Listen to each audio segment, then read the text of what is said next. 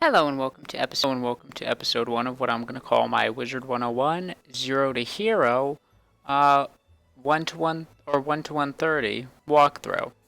It's going to be a solo walkthrough because that's something that I don't really see people doing nowadays, and it's always in a team or group, and that's not how the game is really meant to be played. I'm going to be picking Myth because Myth is extremely good for a solo walkthrough. It has minions and is generally a pretty fun school with decent damage, decent defense, decent everything. My vision is failing. I'm just making character now. Hopefully I could speed this up. I'm probably just gonna go with all defaults. All right then. What is your name? Let's just pick Myth. Mythsmith, Slinger, Mythshade. Beautiful. Alright, and play. Well, hello. I'm going to skip tutorial because I've done this before and nobody likes to watch the tutorial. It's one of the most boring things. But now we can start the walkthrough. Welcome to Ravenwood. But times are not. You've demonstrated splendid. Time is of the essence. So beautiful. We get teleported to Unicorn Way. Once they stop talking. Okay.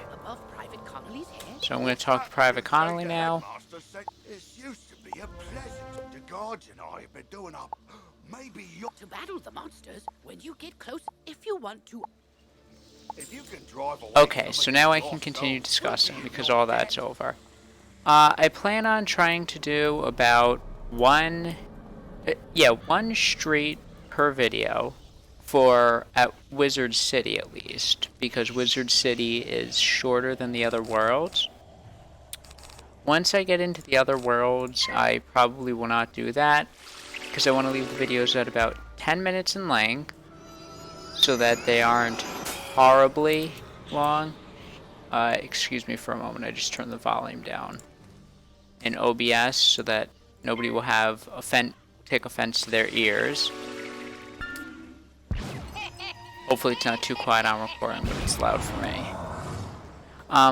Yeah, I'm gonna do 10 to 20 minute-ish videos because I've seen walkthroughs before where people just play the game for like a solid hour and a half to complete a street, and I do not want to sit through that. I am impatient.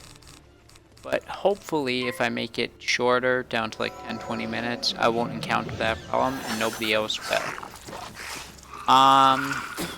What else to discuss about this? Sorry if my commentary is weird. This is one of my first times actually recording anything, and while I don't feel very odd about it, I don't really know what to talk about. So I guess I can... There's also nothing really happening. This is first arc, and this isn't even first arc of the game yet. I don't continue first arc to really start until after this little tutorial bit, because now they're just telling you about everything. Okay, so my plans for the 0 to Hero walkthrough and what it entails are the following. Going to be a solo walkthrough. I will only use dropped gear for at least the first 10 to 15 levels. I'm not going to have any kind of pet. I'm going to have to make it in its own separate episode, probably. What else is going to happen? I'm going to try and complete every quest in every street, every area. So that means things like fishing, photomancy, monstrology. I'm going to complete all of them. I want this to really be a 0 to Hero walkthrough and not just kind of a I did what I need to advance the next world walkthrough. This does mean that the walkthrough is going to be longer, and I'm also going to be extremely high level for some areas. I expect to enter Mount Olympus around level 31, 32 to give a benchmark. But that also means like Tomb of the Beguiler will be done around level 30 instead of around level 20, the way some people do it. My plan so far in terms of amount is I might stick one on this character Oh, wow! because The pirates walking is very boring and takes a There long is a time. powerful, not a I could save up for one for coins, but A, that takes a long time, and B, it's just going to draw out the length of this already long series. What else? A commentary for this series is going to be odd as well, because I don't want to take away from the game too much, but I also don't want it to just be a boring kind of walkthrough of the game with no talking at all, because those also I dislike. I'm very much basing this walkthrough on what I like to see in walkthroughs, and I'll probably leave in this specific battle because I just got pulled by accident and it's not that big a deal, but I'm not going to leave in things like this in the future. So, yeah. I'm not going to be training any kind of secondary school in the way that some people do, because that is an awful idea, and I think we're in 2020 now. Everyone knows not to do that, so I'm not going to do it. Okay. I'm also not going to be using... crown skier. Not going to be using any kind of crown skier. I'm not going to be using anything purchased from the crown shop at all, actually. So that means no life mastery amulet. If I want something like that, I'll have to get it as a drop from, I believe, Waterworks. Drops them at level 60. And yeah. So I guess time to talk more about the game. I'm now on my way to the Hedge Maze with Lady Oriole. It's one of the most iconic areas in Wizard 101 because I believe it's in some of the original trailers. It's also one of the places that's most important for the game. This is when you start really understanding what's happening, I'd say. Forgive me, And it's also dark times make me very weary much of the the new player area, evil forces because every that new player goes here, but very few of them, I think, well, not all of them survive to leave. Well, not survive, but not all of them continue on with the game after this first area here. Just opening the bone cages now. And grab this wooden chest if I can. Nope, he grabbed it. Did this bone cage respawn or not? Didn't. Oh, I have to defeat dark fairies now. Whoops. Okay. It feels a little weird, but I can get through with it. I'm gonna leave this but you know what? I'm gonna leave in most battles. Oh, but this is a great time. I currently have 2,242 crowns, which, while not being a lot, is going to be enough to either unlock a couple of the streets like Firecat Alley and Cyclops Lane with crowns. But I'm most likely going to use some money I have saved up to purchase 4,000 more crowns and then just get the membership elixir. I think C is... Nope. I don't remember what the crowns one is. M? No. I'll figure it out. But I'm going to use the 1 month elixir because I do not really approve King's Isle's marketing methods. They direct the membership as being almost necessary to a lot of people. And while that's fine, it also serves as a bit of a cutoff to younger players who may want to get invested in the game.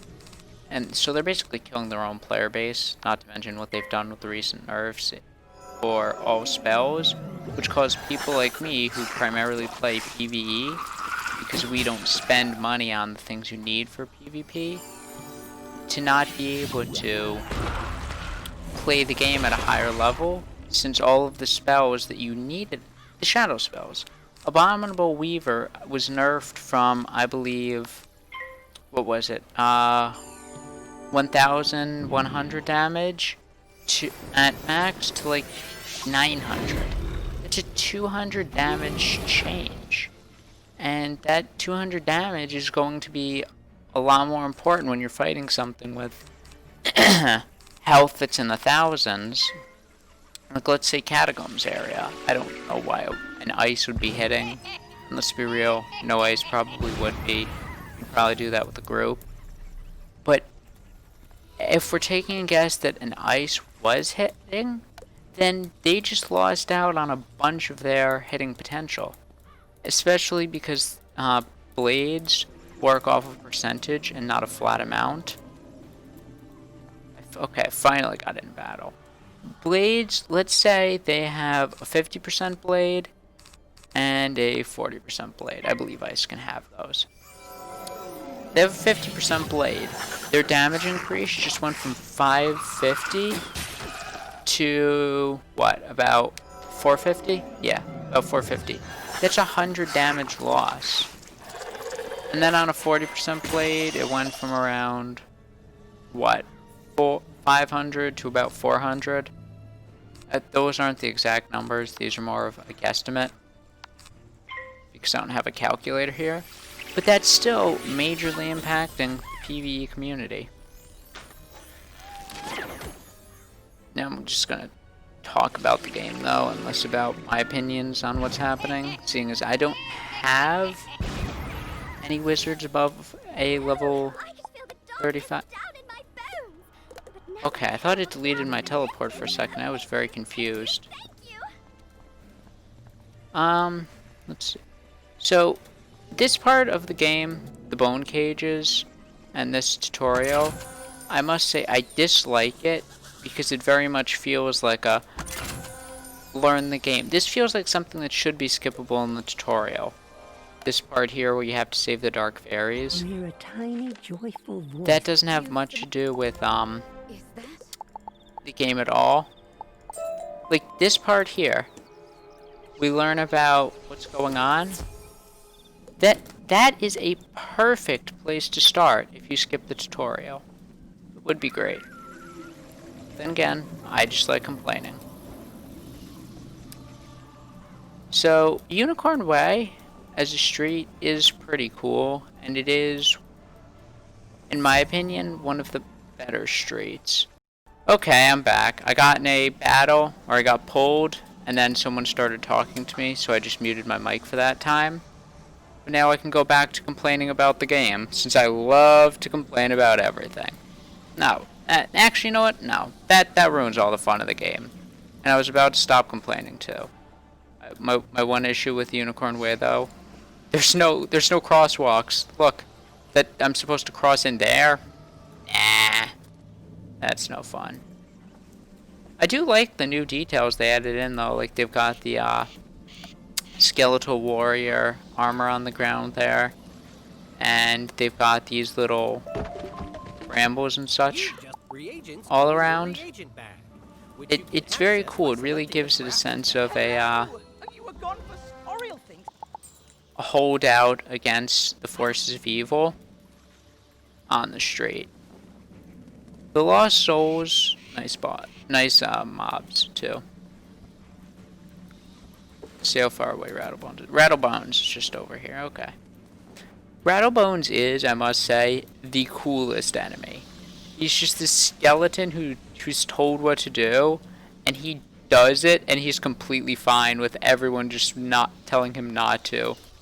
And he doesn't even have like a reason why he's doing it, except I wanted some cash. And every other villain they've got this long, drawn-out backstory. You learn all about them. And then Rattlebones' entire backstory is, I was mad. A little bit of Wizard 101 trivia. They have chests behind almost every one of these buildings. So if you're ever looking for some gold, that's a great place to go. So yeah, this is a great place. You get back into the storyline here. They start talking about Malistaire. Turns out he's working for him. Everyone's excited. I'm getting rid of this and this Frost Beetle. Try and take out the Dark Fairy first.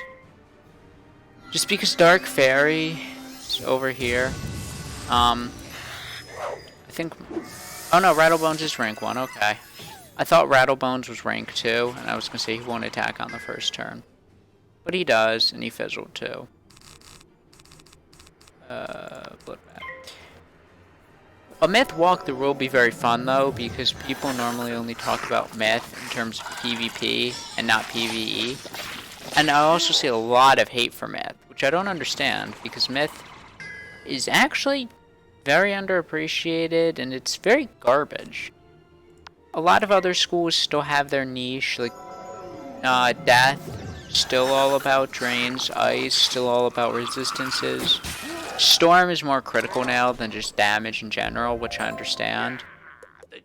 Because 2 damage schools being fire and storm is...